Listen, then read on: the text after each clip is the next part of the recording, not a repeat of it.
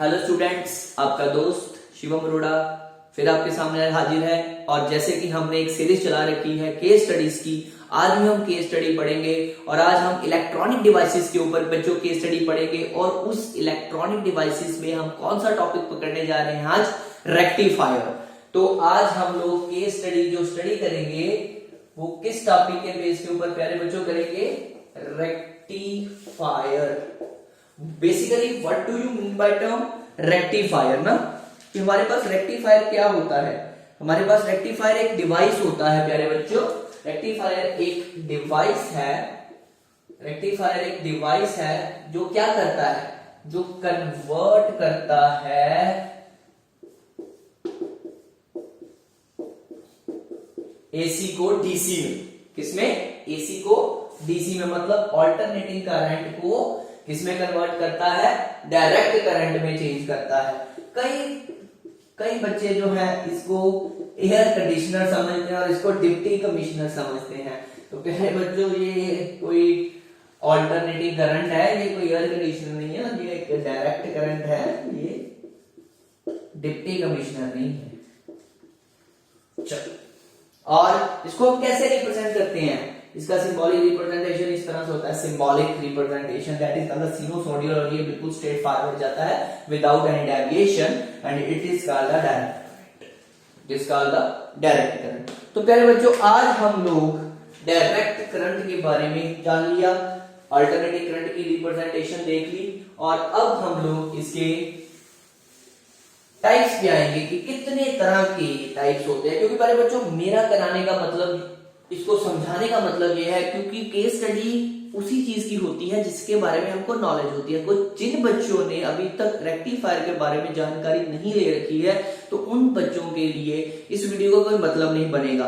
तो उन बच्चों के लिए मैं ये रेक्टिफायर डिवाइस जो है एक बार समझा रहा हूं।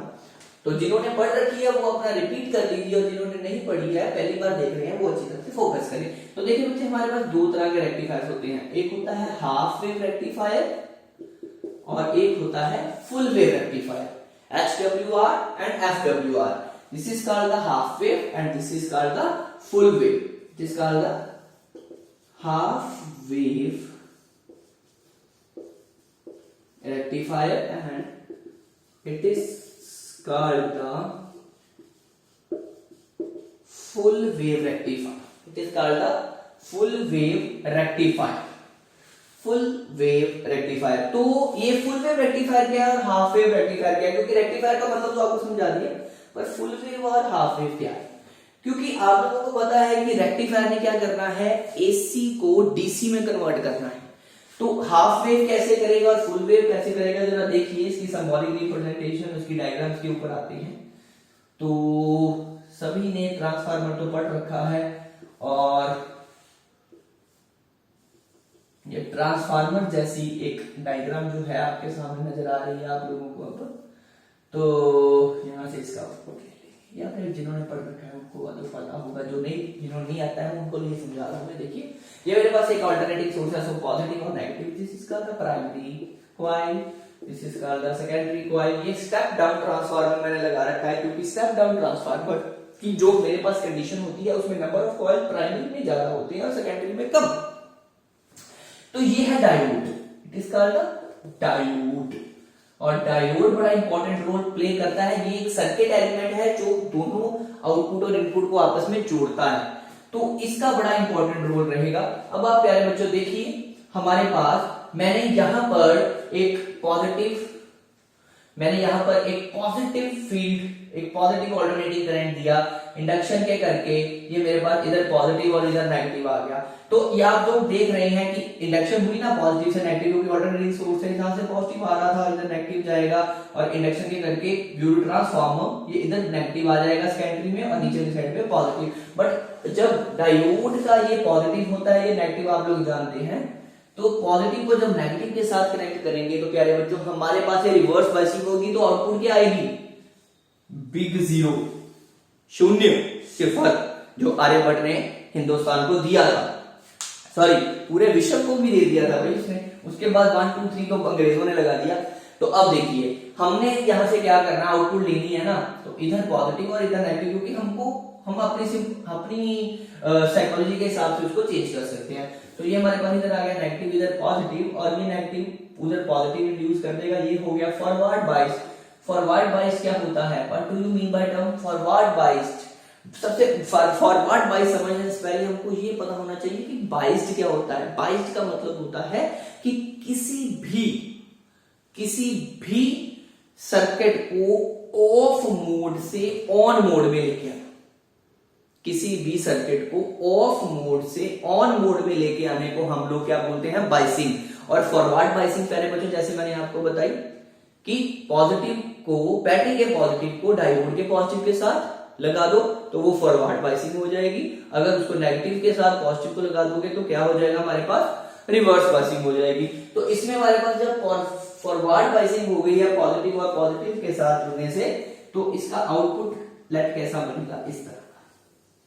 ये तो इनपुट है, ये आ गया इनपुट, इस तरह का अल्टरनेटिव सोर्स हमने दिया, और इसका जो आउटपुट आएगा पहले बच्चों वो क्या है, देखिए जरा, इसका जो हमारे पास आउटपुट आएगा वो आएगा इस तरह।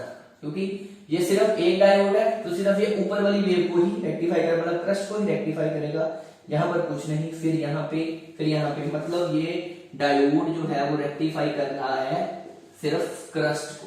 मतलब इसमें फेस एंगल कितना आ गया, 180 डिग्री का, क्योंकि यहाँ पर तो कुछ नहीं, यहाँ पर तो टोटल कितना होता है 360, हाफ वेव को रेक्टिफाई किया ऊपर वाले को, तो इसका फेस एंगल कितना है 180 डिग्री। तो मैंने यहाँ पर 180, और इसके बेस के ऊपर क्वेश्चन कई बार आ जाते हैं कि what is the face angle of the half wave rectifier output, that is 180। तो पहले बच्चों अब हम लोग इसके दूसरे रेक्टिफायर पे आएंगे। दूसरे रेक्टिफायर पे कोई हमारे पास वो ज्यादा परेशानी वाली बात नहीं। दूसरे रेक्टिफायर पे हमको सिर्फ 2 डायोड यूज करने होंगे, मतलब एक आ गया आपके पास, ये 2 आ गया प्राइमरी कॉइल, राइट, 2 सेल के साथ मैंने जोड़ रखा है, बीच में मैंने ट्रांसफार्मर लगा दिया, यहां पर मेरे पास 2 डायोड लग गए, राइट, और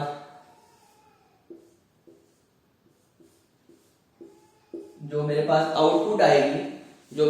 आउटपुट आएगी वो आएगी दोनों के बीच में, मतलब यहां पे। इस डायोड को मैं नाम देता हूं प्यारे बच्चों D1 और D2, इसलिए मैं जल्दी जल्दी करा दूं कि आपने किया हुआ है, एक्चुअली सिर्फ ओवरव्यू दे रहा हूं। अगर फिर भी आप लोगों ने इसको डिटेल में भी समझना होगा तो आप मुझे कमेंट बॉक्स में कमेंट कर दीजिए, शिवम अरोड़ा आपके लिए नेक्स्ट वीडियो इसी डायोड्स के ऊपर लेके आएगा, रेक्टिफायर्स के ऊपर लेके आएगा। तो जैसे जैसे आपकी नीड होगी तो आप मुझे बताते जाइए, मैं आपके लिए वीडियोस बनाता जाऊंगा, क्योंकि आप लोगों के एग्जाम्स हैं और एग्जाम के लिए शिवम अरोड़ा हमेशा तैयार रहता है आप अपने प्यारे बच्चों के लिए। तो देखिए बच्चों, इसमें क्या है, यहाँ पर नेगेटिव और यहाँ पर पॉजिटिव फ्री कनेक्शन होगी, यहाँ पर पॉजिटिव और इधर नेगेटिव।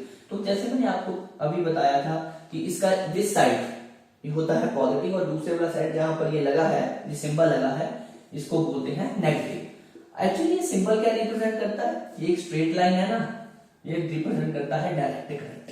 मतलब जब ऑल्टरनेटिंग वोल्टेज फेड होगी और आउटपुट कहां से निकलेगी, डायरेक्ट करंट से। आउटपुट कहां से निकलेगी, डायरेक्ट करंट से। तो पहले तो देखो, जब ये पॉजिटिव से पॉजिटिव जुड़ गया, मतलब डायोड D1 फॉरवर्ड बाइस और डायोड D2 रिवर्स बाइस, तो हम लोग इसका आउटपुट ड्रा करेंगे। सबसे पहले इनपुट बना लिया, तो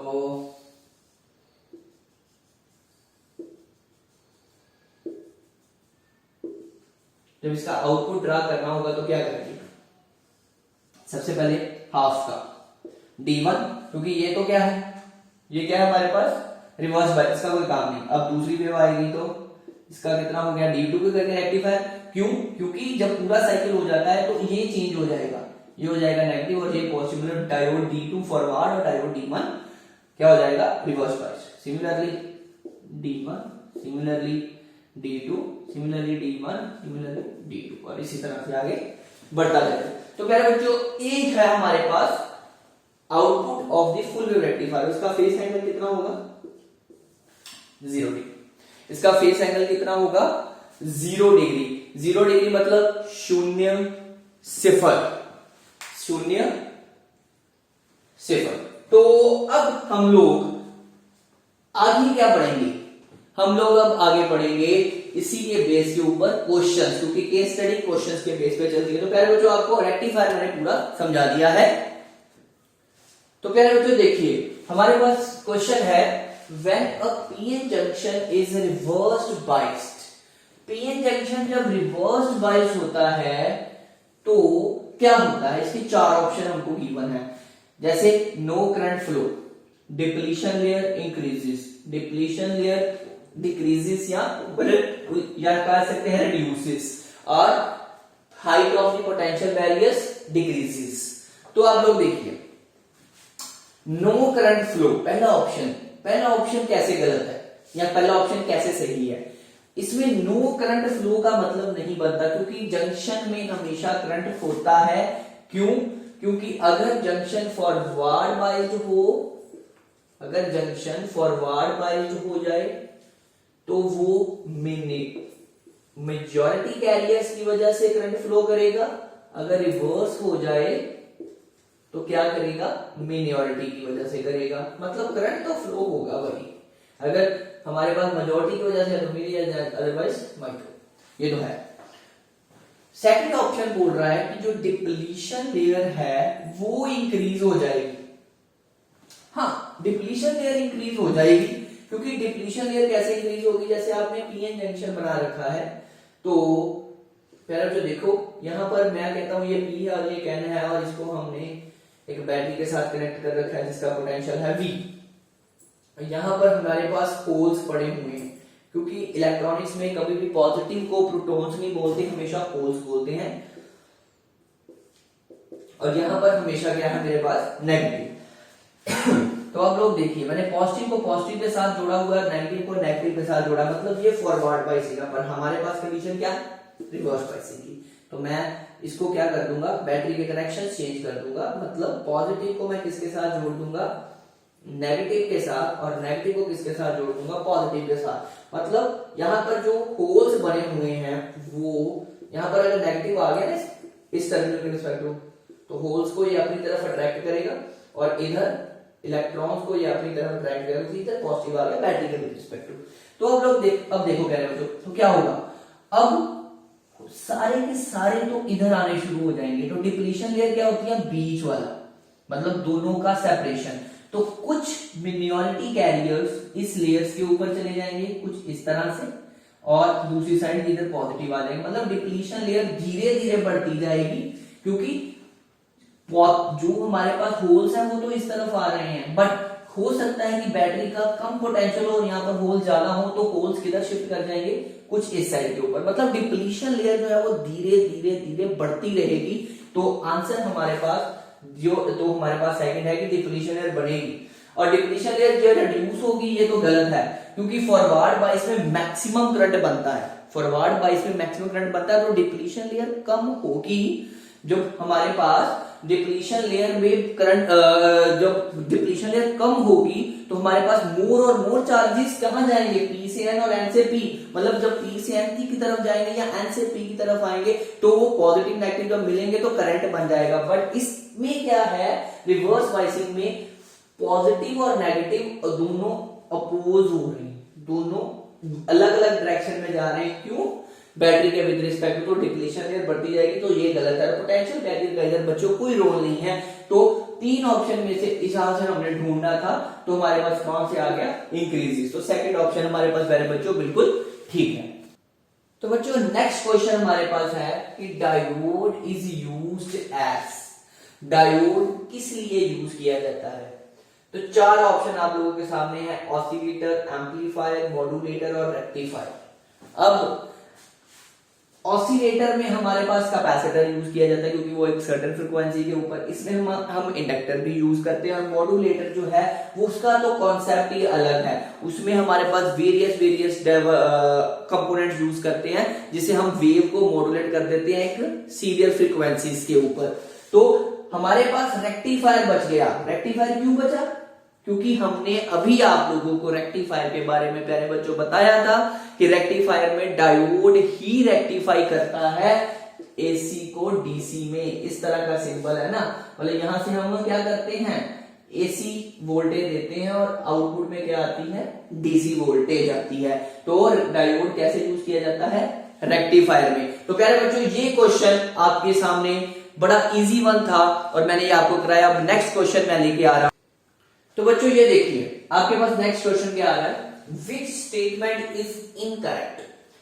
4 ऑप्शन आप लोगों के सामने है, तो चारों ऑप्शन में से इनकरेक्ट क्या है। डायोड रेक्टिफायर के लिए यूज होता है, डायोड हाफ वेव रेक्टिफायर के लिए यूज होता है, डायोड एम्पलीफायर के लिए यूज होता है और यहाँ डायोड फुल वेव रेक्टिफायर के लिए यूज होता है। तो प्यारे बच्चों अभी आपने जो स्टार्टिंग वीडियो में ही हमने पढ़ा था कि रेक्टिफायर की विद रिस्पेक्ट टू ही हम डायोड यूज करते हैं और डायोड की विद रिस्पेक्ट टू रेक्टिफायर जो है एसी को डीसी में कन्वर्ट करता है। तो उसी की हमने टाइप्स हमारे पास half wave rectifier, full wave rectifier.